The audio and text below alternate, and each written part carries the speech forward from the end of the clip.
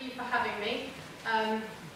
As Nick said, it was about 16 years ago that I was here, so getting a little bit old, and I've seen some teachers that used to teach me here, and being all together, but that's okay. So as Nick said, my name is Edwina Grosvenor. I'm a philanthropist, and I'm a prison reformer. And as I say, it was about 16 years ago that the topic of prisons first came up for me, and it was here in the school. And we were sitting in St. Oswald's. We were all discussing at sort of at that time in our lives, who was going to go on gap years, if you were going to go, why were you going to go, what were you going to do? And I sort of knew for some reason that I wanted to be out of my comfort zone. I've lived and had a lovely upbringing, sort of quite sheltered, never wanted for much. And for some reason, I just knew that as much as going in a camper van up the east coast of Australia, getting drunk sounded fun, and a lot of my friends had fun doing that, and certainly nothing wrong with that, I knew that I wanted something else. So I was sort of chatting to mates, and a friend of mine over a slice of cake and a cup of coffee said, oh, well, my mum runs the prison assistant missionary in Kathmandu. All those words together, I sort of thought, what on earth is she talking about? I thought Kathmandu sounds quite fun. It sounds a bit like Timbuktu. It sounds like a sort of magical land. So I thought, oh, great. So I got in touch with her stepmother, had a bit of a chat about going out to Nepal, come back to St. Oswald's, everyone's booking their tickets to go away, and everyone's saying, oh, come to Australia with us in the camper van. And I was there going, anyone want to come to Kathmandu to work in prisons? Funny enough, I was going by myself, and I headed out to Kathmandu by myself. It was in Kathmandu that I went into my first prison aged 18, and I was working for an organisation that was intervening with the people in the prisons, because when a woman is locked up in Nepal, or a man, if the person has sole custody of the children go with them. So I worked with a woman, for example, who was on remand in prison. That means they haven't been sentenced yet, but they're remanded into prison and they're awaiting trial. The child grows up in prison. That child spends 11 years in prison with her mother. The mother was then found innocent. So it was a strange state of affairs, but it was there that, I guess, my love affair with the strange started. There was a lady who I met in that prison that day who, the interpreter, I was obviously with an interpreter. I speak a little bit of Nepalese, but not enough to get through the day properly. And the interpreter turned around to me and said, would you like to come and have a cup of tea with this lady in her cell? And I thought, oh, not really, but I guess, yes, okay, I'd love to. So I followed this little Nepalese lady along to her cell, and we sat cross-legged on the dirty floor. And she was sort of making me a cup of tea because she had a little fire in the sort of corner of her room. It's not like it is out here, it's a third world country. So she had this little fire, she was making a cup of tea, and I said to the interpreter, by the way, what's this lady in for? And she said, she poisons her neighbour with a cup of tea. And at that point, I was there with a cup of tea, looking at things sort of floating in it, thinking, I'd quite like to be in a camper van in Australia. But I wasn't. I was in a prison. And I left the prison that day slightly changed. There's times in your life, I think, where you're in a situation and it's pivotal. And things can go either one way or the other. And for me, I just knew when I left the prison that day, I had a child under my arm for one reason. I was bundled into a tuk-tuk with the interpreter who I was with. And I just knew forever that I'd be involved in prisons somehow. And 15 years on from there, I still am involved in prisons. And I know I'll be doing this when I'm 90. So I was hooked, and I've been to prisons in Norway, I've been to prisons in Nashville in America, I've been to prisons in Oahu in Hawaii, and I have just come back from a big trip in California where I spent a month going in and out of the women's prisons around California. So I haven't seen Orange is the New Black, but some of you might have. People keep talking to me about it. It was kind of that. I'll come back to California and America a little later on because there's a lot to say about prisons in other countries. So I went to university, I studied criminology and sociology, and wrote my dissertation on children being reared in prisons because, of course, what I saw out in Nepal was horrific, but then I sort of turned my attention to the English system, and of course, I then found out that children are incarcerated in England, of course, but when women are pregnant or have babies, they sometimes can take their babies into prisons, and there's places called mother and baby units inside. So university was great. I'm one of these students, I guess, I don't learn brilliantly from books, and I don't learn brilliantly from classrooms. Probably wrong place to say that, but it's true. I learn by doing and I learn by seeing. So I found university quite interesting in the fact that, there's lots of theories about crime and criminals. There are lots of boxes. A murderer is a murderer. A rapist is a rapist. And then, of course, when I started learning from inside and meeting these people, it's different and it's very complex. So,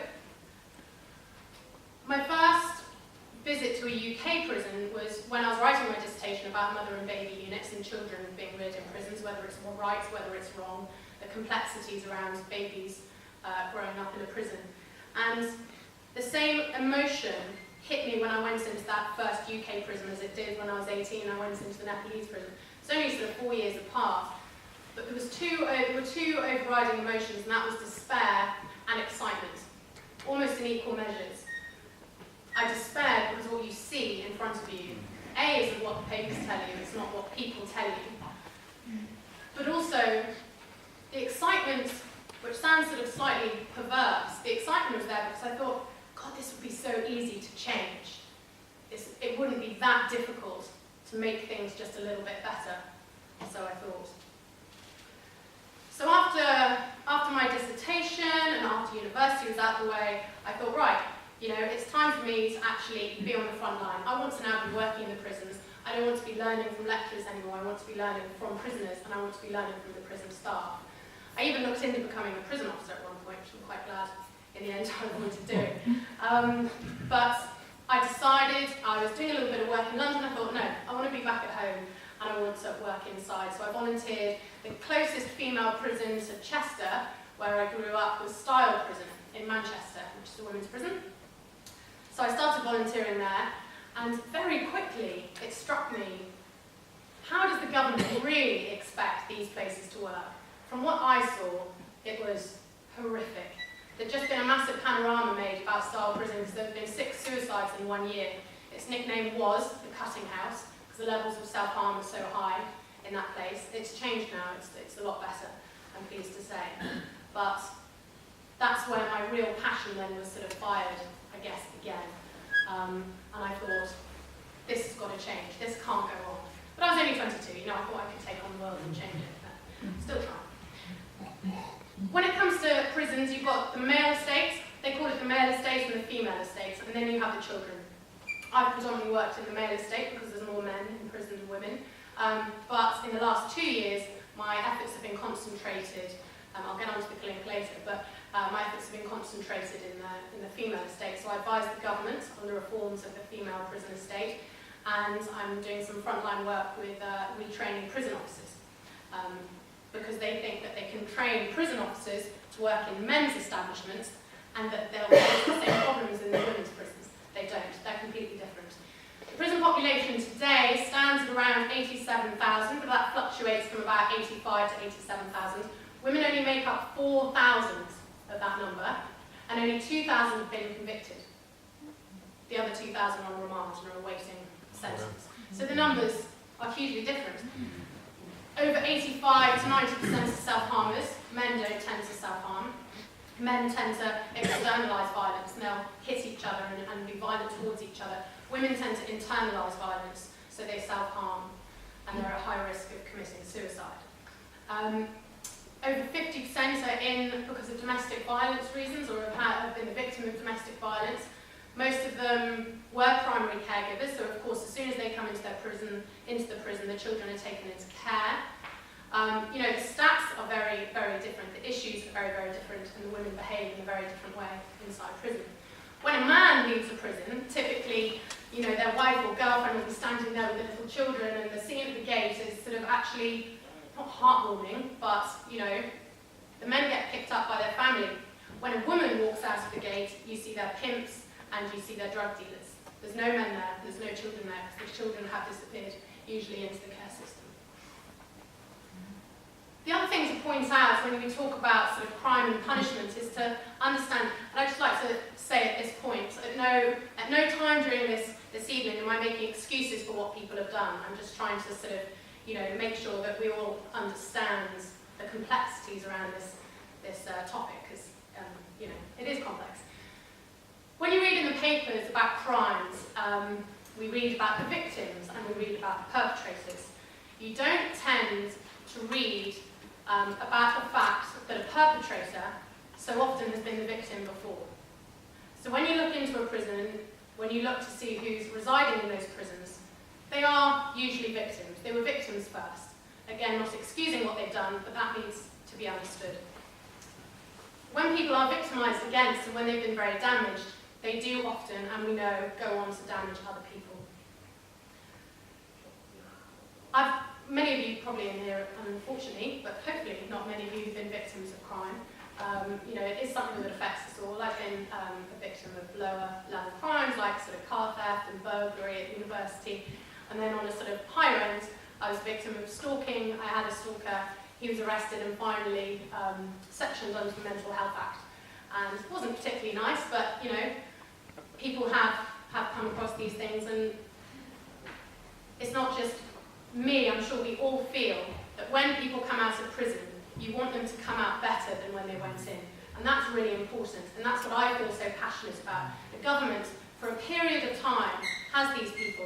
They could be doing something with them, and they should be making sure that they come out even a fraction better than when they went in. And unfortunately, there's little bits happening, but it's not particularly fluent and coherent across the system.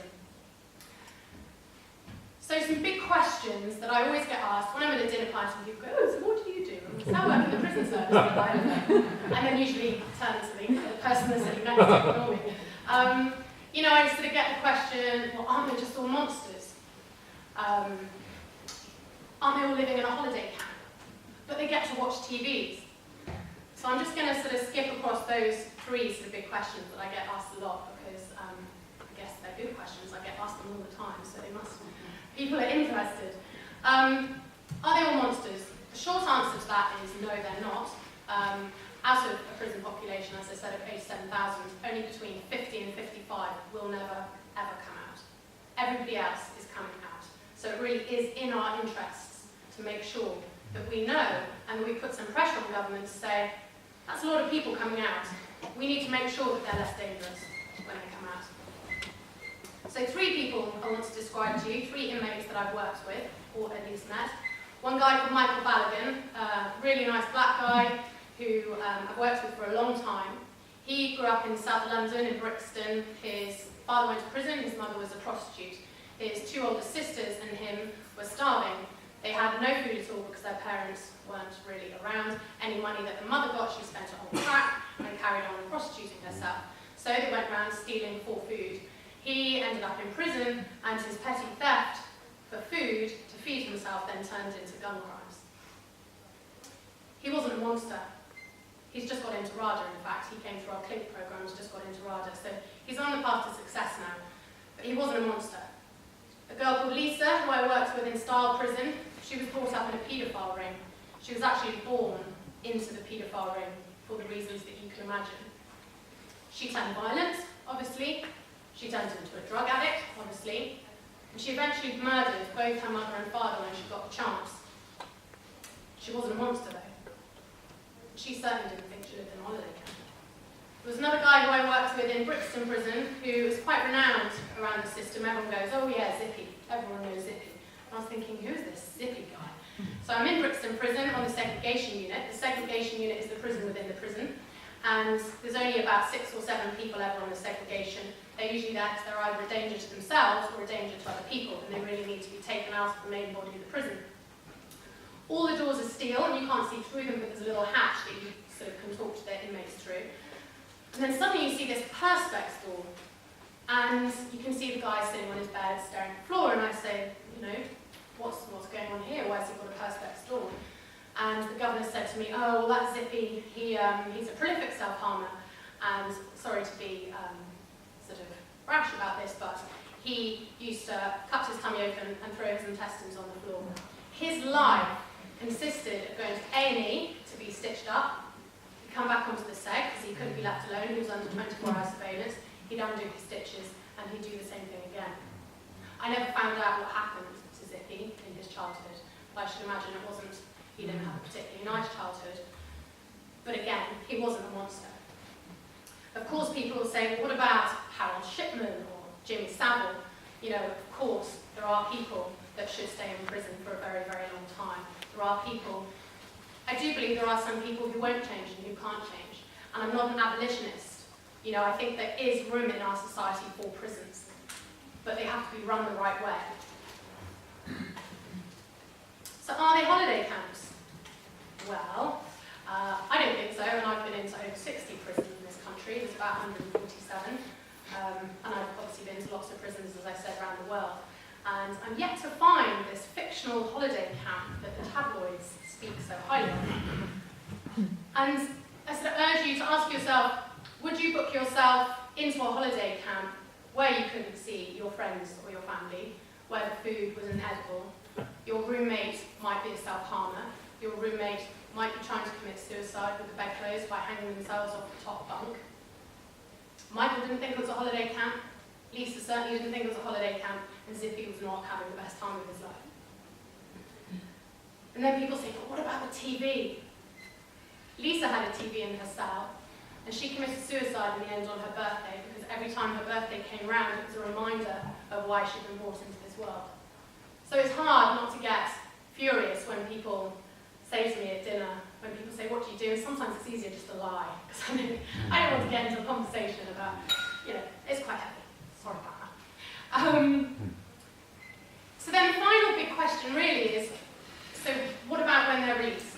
You know, that is the most important part. That's the bit that, you know, we care about as Joe Public. As I said, I'm not an abolitionist. I think there could be less prisons. As some of you might know, there's big designs to build a super prison in Wrexham. I don't know if any of you know about that. What we learned from America is don't build big and don't privatise. So the good news is we're doing both. They've been proven not to work. The biggest prison we have in England currently is around 1,000. As I said, the female population in England is 4,000. I went to a women's prison in California where they had 4,000 women in one prison. They had 10,000 prisoners in a male prison. They don't work, but it's happening, just down the road. How would we like these people to behave? And I think we're all in agreement. I don't think I'm strange in thinking, I want them to be better, I want people to be less violent, I want to live in a safer society. I am like everybody else in that respect. So, the key thing is, they need help when they're inside. I've got 2 children now, and my 3.5-year-old, you know, I say, I wouldn't teach my daughter not to hit people by hitting her. I wouldn't teach her not to shout by shouting at her. But for some reason with prisons, we're teaching people to be less violent by locking them in small cages, in small rooms. You know, I'm sort of quite maternal with my outlook towards prisoners. It really is a lot of common sense. But of course, there are some who need to be inside forever, and that I accept. There's a term that gets bandied around a lot that you might have heard, resettlement. Everyone, all the politicians talk about resettlement, which I think is the absolute crux for me that proves that we don't know what we're talking about. Most of the people inside our prisons have never been settled in a community in their lives. So the idea that we resettle them like they were once an upstanding citizen of the community, quite frankly, is bullshit. And it really, really sort of encapsulates the fact that we don't really know what we're talking about when it comes to these people. So, that brings me on to the clink, which Nick very kindly told you that, yes, we have just reached #1 on TripAdvisor in Cardiff, which is very exciting. But, so we opened our first clink restaurant 5 years ago in Highdown Prison in Surrey. If you are 18 or over, go onto the website, book yourself into any of the restaurants. You can go if you're 18 or over. Highdown Prison in Surrey. We then opened in Cardiff Prison, which is just outside the prison walls, a couple of years ago. We opened in Brixton Prison 1 year ago, which is inside the walls. and we are about to open our 4th Clink restaurant in style women's prison in Manchester, which for me is amazing because that's where my sort of UK prison life started, and it's sort of all coming back around, which is fantastic. It'll be the first time we've taken one of these restaurants into the female estate, and so we're sort of crossing our fingers that it all goes sort of smoothly. We've never, as Nick said, you walk in, Joe Public, you come off the street, book yourself in for lunch, fine dining restaurant, glass tables, crab ravioli, lamb shank, all the pastas are made from scratch, all the sauces are made from scratch. The inmates are being trained up so they can get jobs when they leave. A lot of people say, well, they don't deserve it, they shouldn't have it. Fine, I accept that, but don't then complain when there's someone burgling your street. You know, there's a lot of people and a lot of energy going into trying to make these people better. And what we found is over 500 inmates now who've been through the Clink. And as Nick said, our reoffending rate is 12%, and the government's is far, far higher. It's a success, and we're rolling out. We've got a guard in Send prison, so we have a lot of female inmates where we can't put a Clink, because of course we need customers. Where we can't have a Clink, we have gardens, and the women, we have chickens, and we have bees, and they're growing vegetables, and then that produce is then taken to the other Clinks around the country.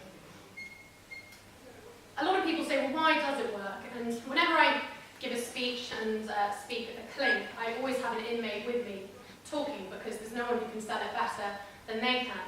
And a guy called James was talking to me, and he said, well, you know, again, this isn't rocket science.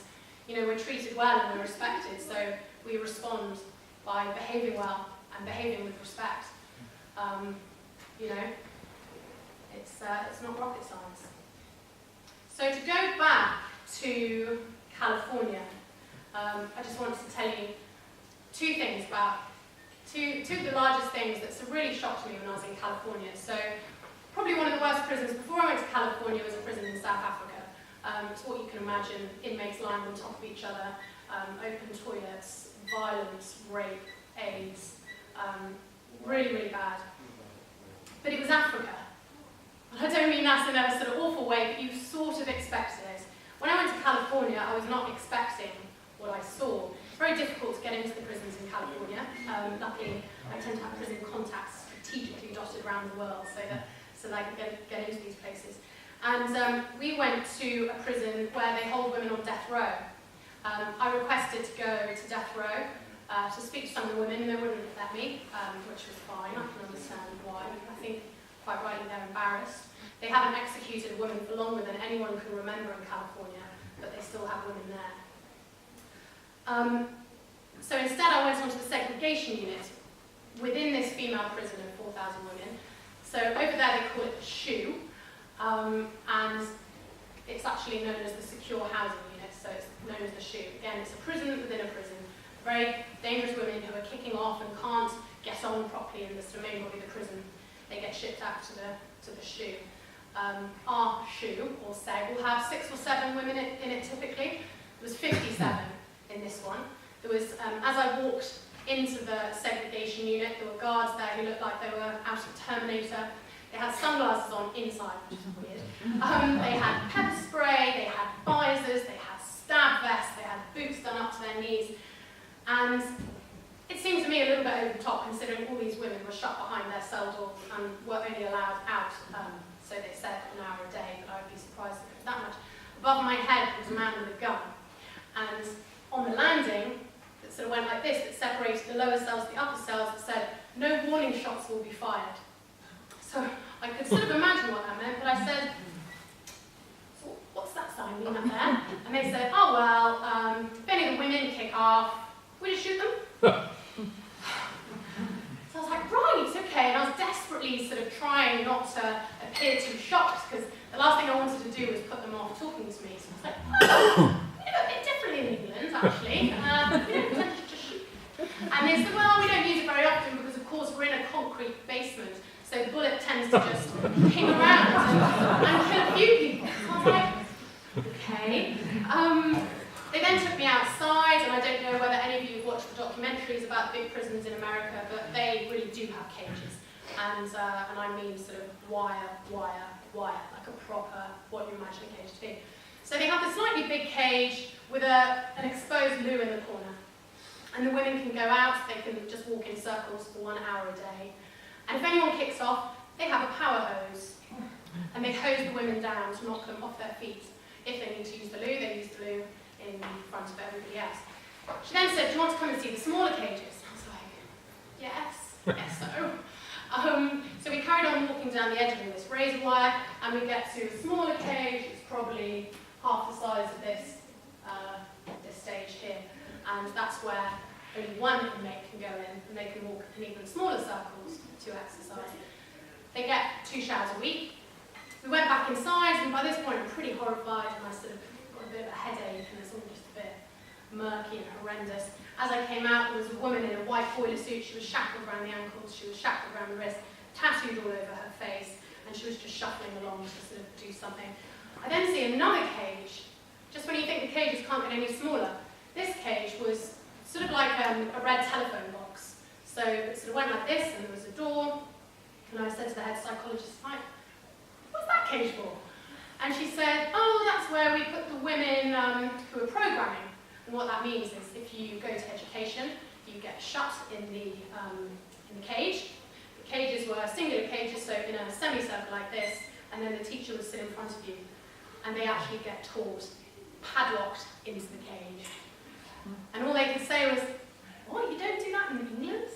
I was like, no, we don't. So that was pretty shocking. The one other truly shocking thing about America, and I think why I was so affected by the prisons out there, was the fact that it's land of the free. It's Silicon Valley, where Twitter was founded, Facebook. You know, they're making the most amazing prosthetic limbs. You know, they're sort of, we look to California for so much. You know, but I think there's a reason.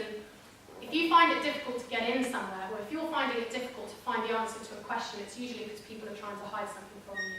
And Californian prisons were pretty despicable, to be honest with you.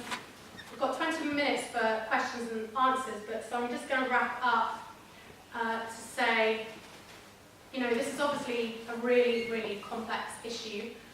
Our politicians, and understandably, people can be, it's a very emotive topic, it's very easy to be knee-jerk, but if you take all the emotion aside and remove the knee-jerk reactions, I would urge you to think, when you're sort of looking at the paper or listening to the radio, which you'll probably be doing either later tonight or tomorrow, you hear about another horrific crime. But just have a look at that story, and you'll see how one-dimensional it is. It's a tiny slice. It's a person who's acted, and there will be consequences. But whenever I read those stories, I think, what happened in that person's life? What on earth has happened to allow, for example, that student to come into school to kill his teacher in a frenzied stabbing attack? You know, people said, oh, that's really weird. It seemed fine to me. Parents are really nice. I don't buy it. And funny enough, I know someone who's worked on the case, and it wasn't true. He wasn't fine. It was coming. So I'd urge you to do that. Again, we're not hunting for excuses, but when you're looking at crime, when you're looking at a criminal, when you're trying to work out what to do with these people, you have to take the whole story. It's not good enough to say, he killed or she killed, so therefore X, Y, and Z. It just doesn't work like that, and that's why the system isn't working brilliantly well at the moment, because we have a one-size-fits-all approach to rehabilitation.